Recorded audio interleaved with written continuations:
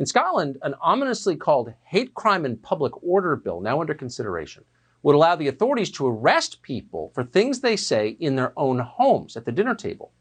So why is a public order bill focused on what people do in private? That's a good question.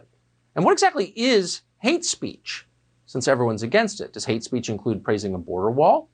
Well, according to legislation, it would. Under this legislation, you would not be allowed to, quote, stir up hatred of any kind. You could be arrested if you did. In other words, disagreeing with people would be a crime if those people had power. So how long before we face laws like this in the United States? Possible. Pedro Gonzalez is an assistant editor at American Greatness. We're happy to have him on tonight. Pedro, thanks for coming on. So first, let's just define the terms, because I think it's helpful to know what we're talking about. What is hate speech? Hate speech is whatever the people prosecuting you for hate speech say it is. And that sounds a little bit reductionist, but that's really what it comes down to. It is an entirely subjective standard that these people think society ought to be organized around. And if you disagree, well, you're going to prison. So if you allow the people in charge to define hate speech unchallenged, and we're allowing that here in this country, then what you're doing is handing them power over your mind and crushing all dissent, right? Yes, that's exactly right. This is very dystopian. This is right out of Minority Report. It's basically pre-crime.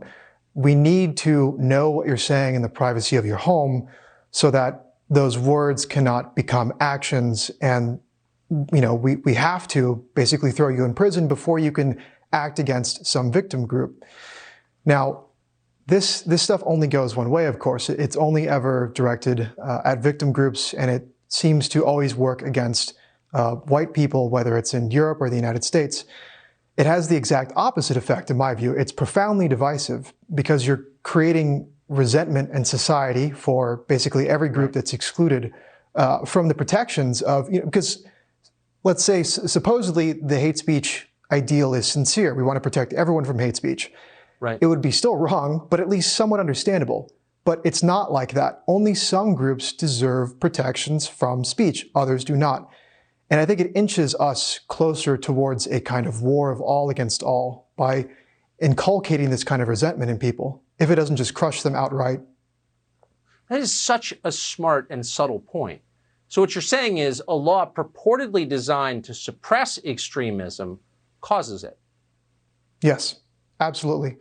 When you tell people that because of their immutable characteristics, being born white, for example, or something like that, that you need to be treated as a potential terrorist and that we need to know what you're saying in the privacy of your home when you're talking to your friends and family, I mean, that's either going to psychologically break you and make you kind of just a docile little automaton, which is, I think, what these people would love on the one hand, or it's going to drive you towards extremism, which I think they would also love. Because every time someone acts out like this, when they've been just driven mad, it feeds their narrative. Like, see, here's proof. Here's a justification for what we're doing.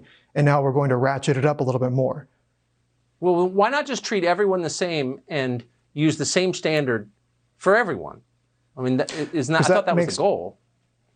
Right. Well, that's what good people think. And that would make too much sense. And it would be, I think it would be too easy, or not as contrived, I should say. I think it's hard for decent people, for good people, to look at this and see it for what it really is. Because again, on the surface, we're doing this to protect certain people, but that's not really what it's about. It's really about power. I think even calling it a double standard is mistaken. This is about enforcing a kind of hierarchy with the people that are creating these laws ostensibly to protect others. They're the ones obviously at the top of this. They're the ones that we need to give all the power to so they can keep the rest of us safe. It's a very, very smart and too rarely noted point, and I appreciate this. Causes extremism, and it's really about power. That is exactly right. Pedro Gonzalez, thanks for coming on tonight. Thanks for having me.